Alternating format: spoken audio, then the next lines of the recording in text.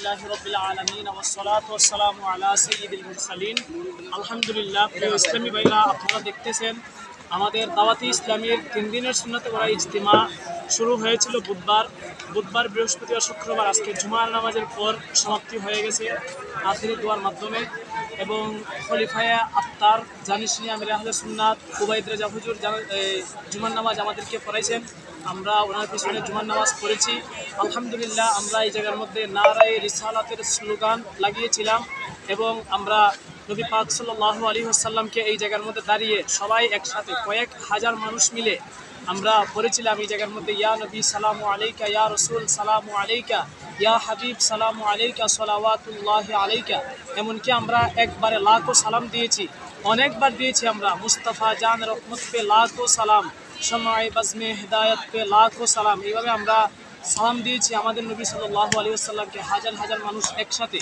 তো আলহামদুলিল্লাহ আজ্জা ওয়া জাল, আমাদের দাওয়াতে ইসলামীর পক্ষ থেকে যেই ইজতিমাগুলো হয়ে থাকে, আলহামদুলিল্লাহ এই ইজতিমাগুলো হচ্ছে খুব ভালো। যেই ইজতিমার মধ্যে আপনারা যদি দেখেন এই জায়গার মধ্যে কোনো সমস্যা নেই, কোনো ধরনের বিশৃঙ্খলা নেই। আলহামদুলিল্লাহ, আপনারা দেখেন সোশ্যাল মিডিয়ার মাধ্যমে দেখেন আপনারা অনেকে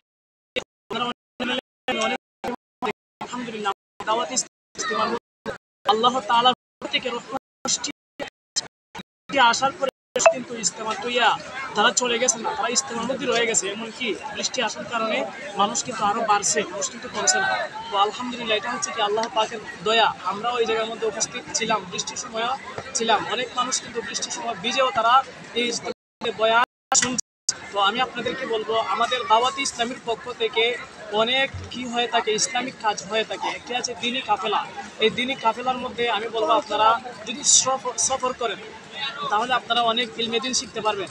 এবং আমাদের দাওয়াতি ইসলামের যে চ্যানেলগুলো রয়েছে, একটি চ্যানেল আছে মাদানী চ্যানেল, যেটা সারা বাংলাদেশের মধ্যে পরিচিতি লাভ করছে যে ইসলামিক চ্যানেলের মধ্যে সবচেয়ে সেরা চ্যানেল হচ্ছে দাওয়াতি ইসলামীর মাদানী চ্যানেল। আমি আপনাদেরকে বলবো, আপনারা সবাই দাওয়াতি ইসলামীর এই মাদানী চ্যানেল দেখতে থাকুন এবং আপনারা আপনাদের পরিবারের বা আত্মীয় স্বজন যে জায়গার মধ্যে আপনাদের ছাত্র রয়েছে তাদেরকে আপনারা ইসলামিক শিক্ষা শেখার জন্য দাওয়াতি ইসলামীর প্রতিষ্ঠানগুলোর মধ্যে ভর্তি করে দিন। আপনি চাইলে ভর্তি করতে পারেন দাওয়াতি ইসলামীর জামিয়াতুল মদিনার মধ্যে, যে জায়গার মধ্যে ভর্তি করলে আপনার সন্তান আলেমে দ্বীন হবে।